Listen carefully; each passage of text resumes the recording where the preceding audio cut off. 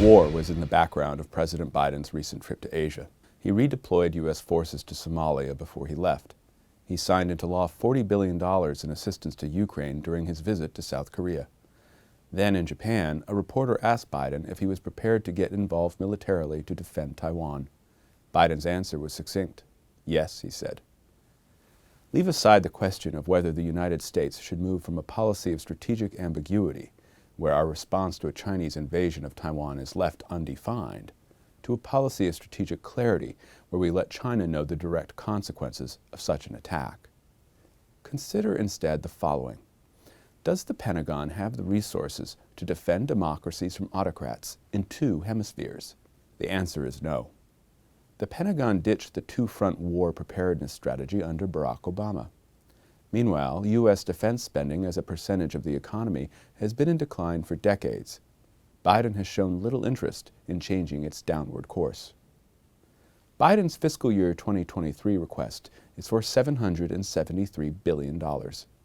Maybe that seems like a hefty sum. It's not. Biden's defense budget is meager compared with the tasks he has set out. Why? Part of the reason is inflation. The Biden budget paints a rosy and inaccurate scenario. My American Enterprise Institute colleague Mackenzie Eaglin suggests that a more honest accounting of inflation would raise the military's needs to at least $794.5 billion next year. That still isn't enough, however. Eaglin recommends a 9% increase in the Biden administration's top line to $846 billion in fiscal year 2023. And that is before Congress and its appropriators become involved to match defense investments against national security threats. Her proposal makes sense, but it won't happen for several reasons. The first is inertia. None of the threats we have encountered or fear we might encounter in the post-Cold War world have provoked the people's representatives to increase defense spending to Reagan-era levels. The political willpower doesn't exist. We've muddled through for 30 years, this thinking goes. No need to stop now.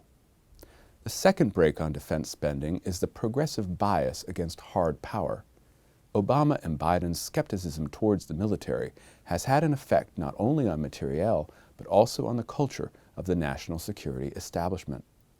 Progressives see the Pentagon more as a vehicle for social policy and geopolitical featherbedding than as an instrument of deterrence and the national interest. America grows weaker even as its leader calls for greater global activism.